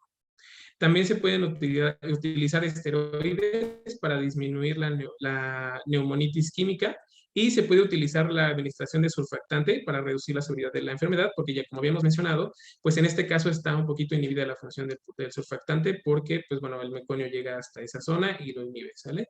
La que sigue, por favor. Y bueno, por último, en este caso, la prevención, pues se menciona que se puede hacer una apneotransfusión, ¿sale? Que bueno, es un procedimiento que consiste en la introducción de solución fisiológica estéril en el interior del útero con el objetivo de que aumentemos el volumen de líquido intrauterino y así diluir a las sustancias patógenas, que en este caso serían, pues, el meconio, ¿sale? Bueno, se puede administrar de manera vía transcervical o vía transabdominal. Y pues bueno, se prefiere que sea de acceso transcervical, ¿sale? La que sigue, por favor. Y bueno, ya nada más para concluir, ya es el último tema, vamos a tratar de irnos ya un poquito más rápido para poder abordar ya el tema. Vamos a ver ya lo que es la telectasia en el periodo neonatal. La siguiente, por favor, Ever. Bueno, como tal, pues la atelectasia, pues vamos a ver que es el colapso especialmente de una región pulmonar periférica, que puede ser también segmentaria, lobar o masiva, incluso de uno o de ambos pulmones, y que va a causar el compromiso de la función pulmonar y nos va a imposibilitar el correcto intercambio gaseoso, es decir, no va a haber un buen intercambio entre oxígeno y también entre dióxido de carbono. Y es importante pues destacar aquí que como tal no es una enfermedad, sino el resultado de unas enfermedades o de algunas manifestaciones, ¿vale? La siguiente, por favor. Dentro de la epidemiología, pues vamos a ver que cerca del 75% de los neonatos va a tener una insuficiencia respiratoria, generalmente en recién nacidos pretérmino. Y pues esto es principalmente en prematuros porque pues ellos necesitan, bueno, tienen como su sistema pues más inmaduro, por así decirlo. Entonces, generalmente estos neonatos van a requerir de manera más general una asistencia mecánica en la ventilación y pues para poder ayudar de esta manera. Entonces, bueno, este es aquí. De estos 75% de estos neonatos, el 35% de los pacientes que ingresan justamente a la UCI, vamos a ver que van a necesitar esta asistencia de ventilación mecánica. ¿Por qué? Porque pues es parte del manejo. Además, vamos a encontrar que la telectasia se va a presentar principalmente o de manera predominante en lo que es el pulmón derecho y cerca de un 76%, y el resto de porcentaje generalmente se puede encontrar en lo que es el área apical derecha y también en el pulmón izquierdo. Vamos a encontrar en la epidemiología que puede haber diferencia propiamente en las tasas de morbilidad, porque pues va a haber distinta presentación. Entonces esto nos va a llevar a una gran diversidad de manifestaciones y pues también de la morbilidad en especial. La siguiente, por favor, Ever. Dentro de lo que es la etiología, pues vamos a ver que pues entre las causas principalmente pulmonares es de las principales, en las cuales pues vamos a tener una obstrucción de lo que va a ser la luz bronquial. En ese aspecto, pues aquí pongo una tablita en la cual menciona cuáles pueden ser las causas de atelectasia por obstrucción, que pueden ser causas intraluminales, extraluminales, incluso atelectasias por compresión, atelectasias adhesivas y todo este aspecto. Y aquí es importante ver que puede estar también, como comentaba mi compañero Leonardo hace un momento, justamente la aspiración de meconio. Entonces, también otras aquí importantes es pues considerable la parte de la falta de surfactante, generalmente en aquellos prematuros, recién nacidos prematuros, y también en aquellos recién nacidos que lleguen a tener daño en nervios y músculos de la respiración. Entonces, justamente estos recién nacidos pretérminos, pues merecen justamente una mención especial porque pues hay una inmadurez justamente del tejido pulmonar. Entonces, también con ello se suma la parte de que hay una disminución en la complianza, una disminución en lo que es la calidad propiamente y la cantidad de producción en el surfactante que se está produciendo en los pulmones. Entonces, esto está pues principalmente relacionado con la edad gestacional, ¿no? Entonces, bueno, estas son como las principales causas y pues es justamente recordar que los recién nacidos pues van a tener esa mayor predisposición por causas anatómicas y fisiológicas y que en recién nacidos prematuros pues justamente por esta inmadurez y esta falta de surfactante que es la que comentaba hace unos momentos. La siguiente, por favor. Dentro de nuestros principales factores de riesgo de clasificación, pues podemos encontrar que puede haber una atelectasia de tipo congénita y una atelectasia adquirida que se considera que es principalmente en niños menores de 3 años. ¿Cuáles van a ser las que nos van a dar una atelectasia congénita? Pues principalmente la inhalación de meconio o líquido amniótico, el hecho de haber tenido un trabajo de parto prolongado o dificultoso, así como también la lesión del sistema nervioso central al nacer. Y de manera adquirida, pues principalmente el haber tenido, bueno, haber sido producto de un parto prematuro, el hecho de haber tenido condiciones o infecciones propiamente pulmonares, así como también lesiones de la pared torácica que va a dificultar la respiración con los músculos de la respiración. Y vamos a ver también que pueden incluirse aquí el hecho de recibir anestesia, así como también la inhalación de algunos objetos extraños, por ejemplo, de canicas, o a lo mejor algunas semillas que también podrían estar aquí formando parte, así como también que hayan tenido síndrome de dificultad respiratoria o que hayan requerido de ventilación mecánica. El siguiente, por favor.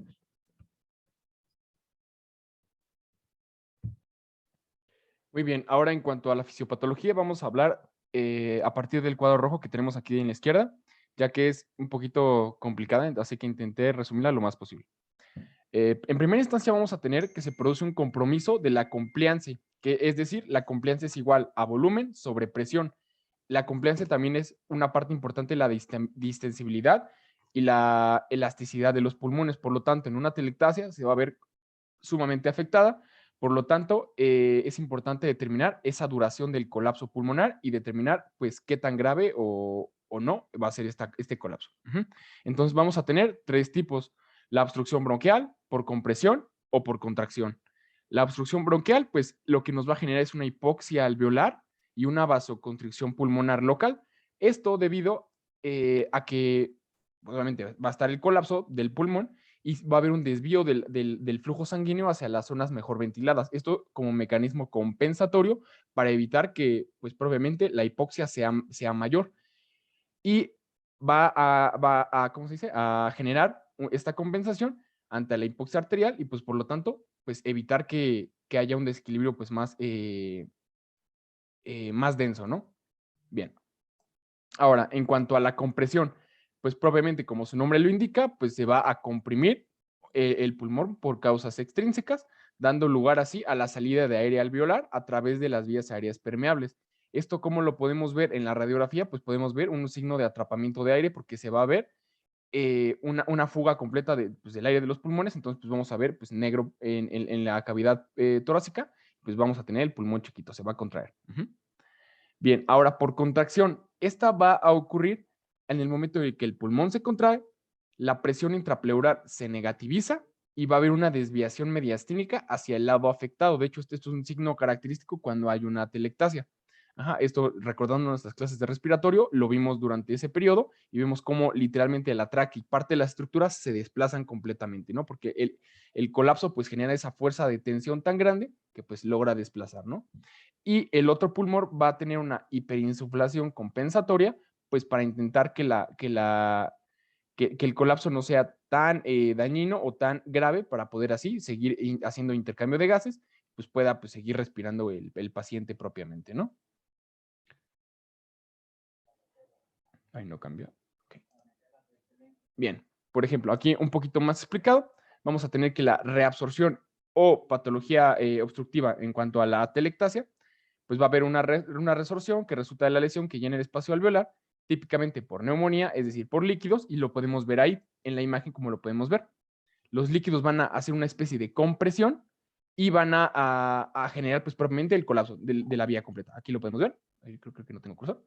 Vamos a tener aquí, puede ser líquido, puede ser un objeto extraño, puede ser cualquier cosa que obstruya y pues va a ser de características lobares, ¿no? Entonces, por ejemplo, si se obstruye a ese nivel, pues se va a contraer esa parte del pulmón, ¿no? Va a colapsarse y va a caer, ¿no? Bien. Ahora, en cuanto a la compresiva, por ejemplo, aquí lo podemos ver en la imagen.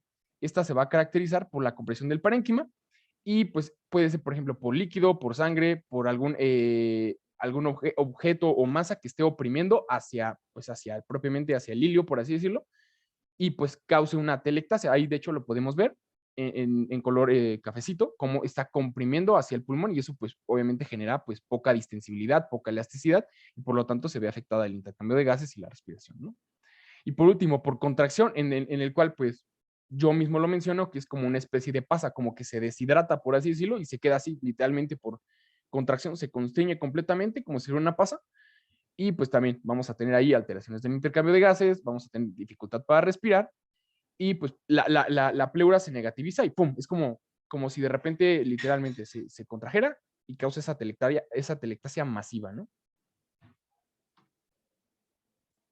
Bien, otra parte importante, y creo que es bastante importante mencionar, es que, por ejemplo, los niños tienen un mayor riesgo de desarrollar atelectasia, ya que al momento de que, pues, obviamente un niño es más sensible y más frágil de manera general que un adulto, pues su tórax lo mismo pasa ahí, es mucho más distensible y elástico, por lo tal, cuando pasa la atelectasia y ese jalón que da es mucho más pronunciado, ¿no?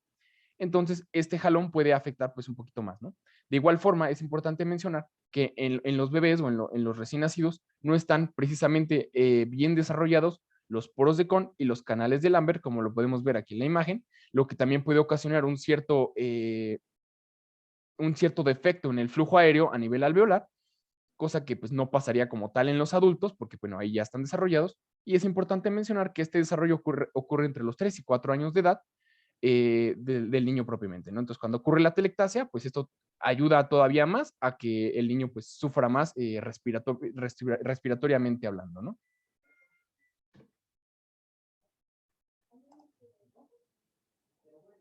Creo que no cambia. Ok. Bien, y aquí está lo que les mencionaba de la distensibilidad. Obviamente es muy diferente un tórax de un adulto al tórax de un recién nacido en cuanto a flexibilidad, resistencia, fuerza, y pues por lo tanto hace más ruido, más afectación en un bebé, ¿no?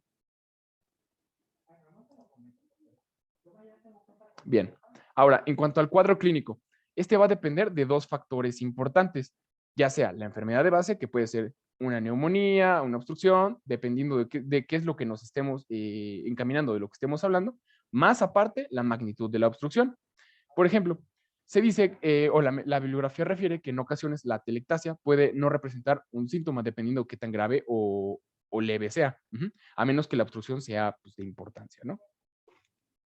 Bien, por ejemplo, de igual forma va a existir una gran variedad de relaciones entre las manifestaciones clínicas y el efecto causal, cosa que ya les estaba mencionando, o sea, no podemos decir, tiene atelectasia, vamos a hacer esto, hay que intentar tratar ya sea la patología de base, más la atelectasia, y pues hacer esa correlación clínica importante para que sea lo más adecuado posible, ¿no? Bien, y ya en cuanto al cuadro clínico un poco más específico, pues, por ejemplo, podemos encontrar tos, esta puede ser productiva o no productiva, hay que estudiarle la frecuencia, qué tan frecuente es, la intensidad, y pues tratar de resolver ese obstáculo que la causa, ¿no? Puede ser un objeto extraño, secreciones, moco, etcétera, ¿no? Podemos o no encontrar hemoptisis. Los síntomas pues son bastante variados, ¿no? Y bastante que pueden estar o no estar.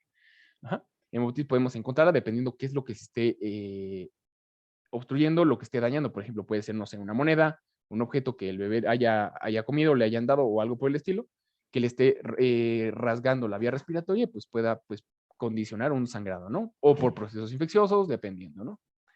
Podemos encontrar disnea, cianosis y estridor. De igual forma, estos son característicos generalmente de obstrucción, es decir, por ejemplo, si un bronquio está obstruido y el bebé está respirando, pues vamos a encontrar la exploración física.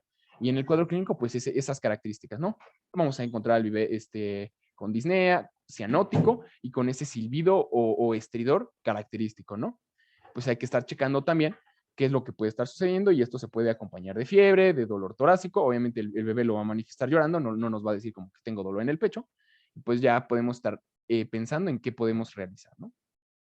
Y la parte más característica que creo que es el desplazamiento mediastínico y los ruidos cardíacos. El desplazamiento mediastínico, pues ya se los mencioné, y aquí está una imagen de hecho en medio, en donde pueden checar cómo incluso la tráquea está jalada hacia el lado derecho, y ahí está la hiperinsuflación pulmonar compensando al colapso del pulmón izquierdo. Esto es bien importante. Ok. Y pues, por ejemplo, en cuanto a los ruidos, pues se pueden ver en cierta parte afectados, porque pues igual el corazón se ve afectado en esta parte porque tiene que bombear sangre, tiene una cierta alteración que produce pues alteraciones en los ruidos, ¿no? Bien.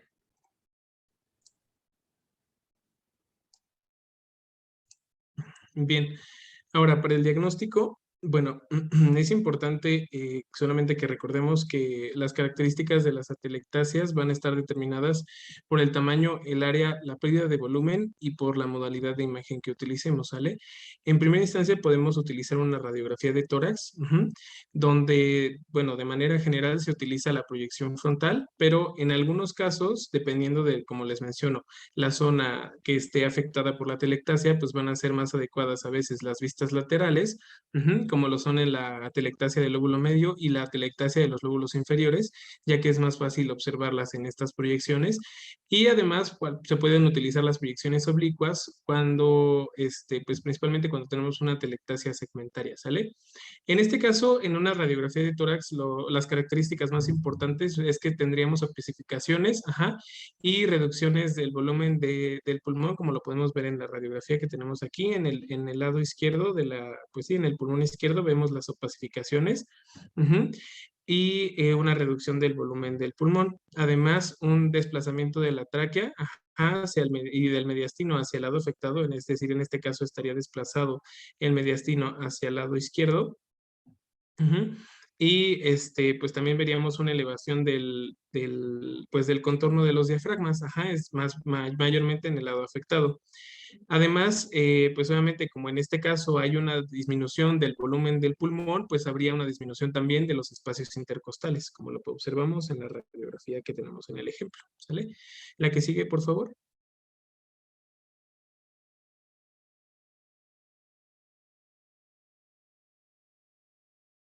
Bien, y aquí les dejo una tablita que pueden revisar después, en donde pues nos da algunas características o unos signos en la radiografía de tórax que podemos encontrar de acuerdo a diferentes afectaciones, diferentes atelectasias, ya sea del lóbulo medio, superior, inferior.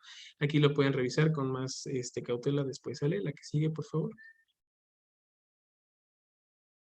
Bien, también otro medio de imagen que podemos utilizar para el diagnóstico de la atelectasia, pues puede ser una tomografía computarizada, y también la tomografía computarizada multicorte. En este caso, pues bueno, estas nos van a permitir detectar atelectasias que no son fácilmente visibles en la radiografía de tórax, es decir, que bueno, tal vez tiene la clínica, pero queremos confirmar el diagnóstico, pues se puede utilizar. Esta, pues bueno, no siempre se utiliza porque en los niños, pues igual en los niños pequeños es estrictamente necesario utilizar anestesia general. Y pues bueno, en general, pues se verían solamente cuando se tiene la sospecha, ¿sale? La que sigue, por favor. Y por último, otro método de diagnóstico que vamos a utilizar, pues es la resonancia magnética, que principalmente se utiliza para darle seguimiento a las atelectasias. Esta va a constituir una buena alternativa a la tomografía computarizada en niños, y principalmente esta se utiliza cuando los niños ya son capaces de colaborar durante el estudio. Y en este caso, pues bueno, por ejemplo, pues nos puede mostrar diferentes o extensas áreas de atelectasias, por ejemplo, en este caso de lóbulos medios y perdón, de los lóbulos inferiores, ¿sale? La que sigue, por favor. Y bueno, por último, el tratamiento, pues bueno, el objetivo principal va a ser lograr la reexpansión del pulmón afectado. Ajá, y en este caso, como lo mencionaba mi compañero Everardo, pues bueno, va a depender mucho de cuál sea la causa. Por ejemplo, si nosotros tenemos una aspiración del cuerpo extraño, como lo decíamos, con la aspiración del meconio, pues bueno, el tratamiento va a ser quirúrgico y lo que vamos a hacer, pues va a ser extraer el cuerpo extraño, en este caso, por ejemplo, el meconio, que está obstruyendo el árbol bronquial y de esta manera favorecer que pues la atelectasia se resuelva y lograr la reexpansión del pulmón. Y así, pues, por ejemplo, si es una infección bacteriana, bueno, pues el tratamiento no quirúrgico serían antibióticos y pues diferente, dependiendo de la causa va a ser el tratamiento, ¿sale? La que sigue, por favor.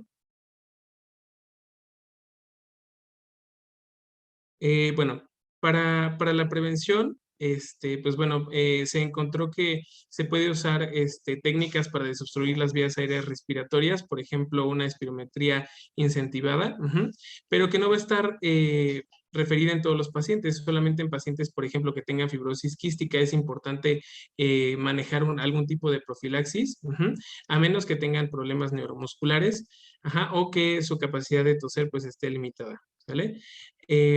Además, por ejemplo, también se puede utilizar la fisioterapia postoperatoria precoz en los niños que hayan tenido la atelectasia, también para prevenir algunas complicaciones posteriores.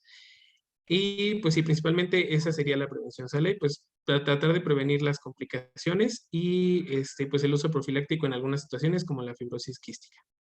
La que sigue, por favor.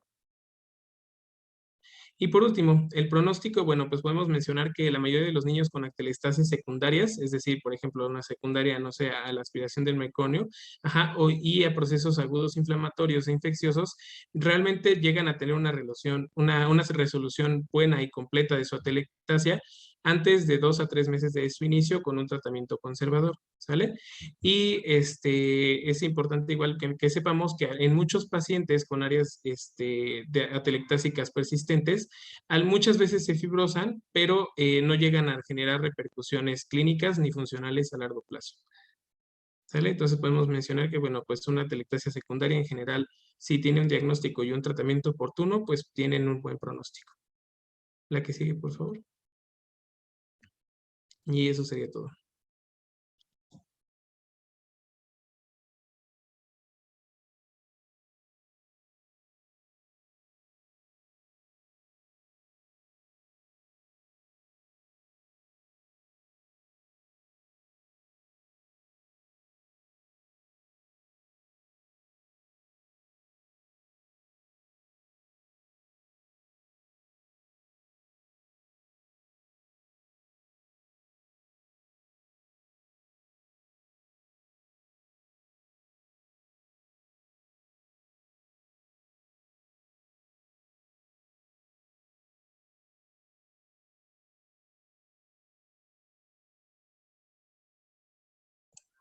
No sé si alguien tenga un comentario o usted, doctora. Yo tengo una duda, compañero.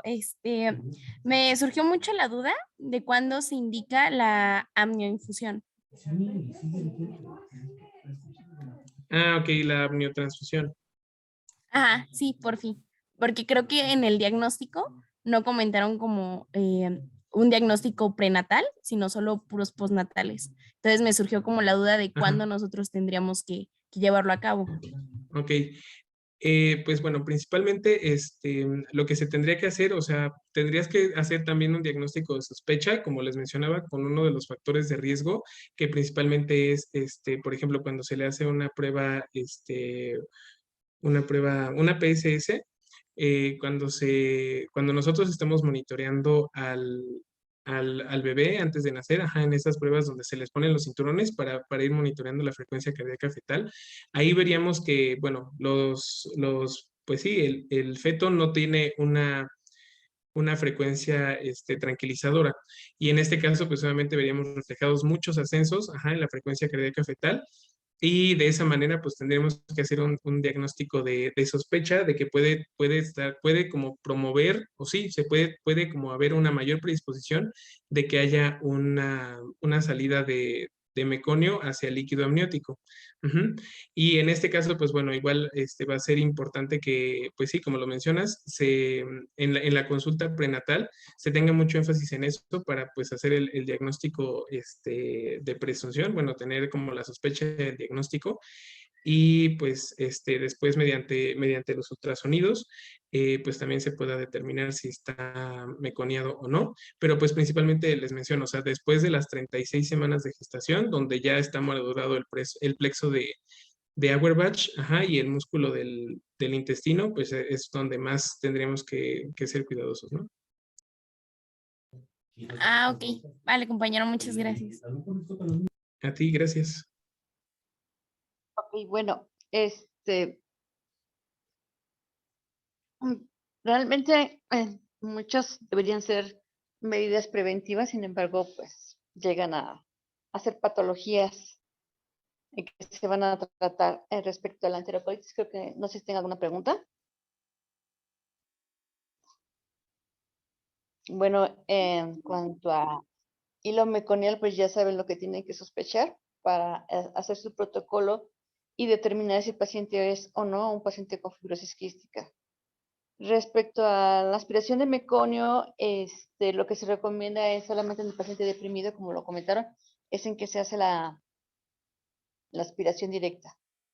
Si el paciente está muy deprimido, no tiene la habilidad de hacer una laringoscopía al primer intento, lo que se debe hacer es dar un apoyo ventilatorio.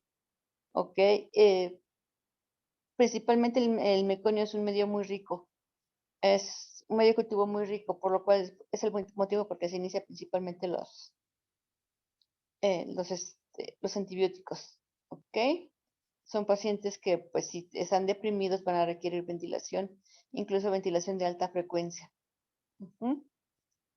Y respecto a la telectasia, bueno, pues ya comentaron, son muchas las causas y son los que tienen que investigar a qué se debe, y para dar el manejo más orientado y no estar con altas telectasias de repetición. ¿Ok? ¿Tienen alguna pregunta? No, doctora, todo No, estuvo doctora. muy claro. No, doctora. Ok, bueno, pues perfecto. Nos vemos para la última clase. ¿Ok? Sí, doctora, Hasta gracias. Gracias, Sí, doctora. doctora, hasta luego.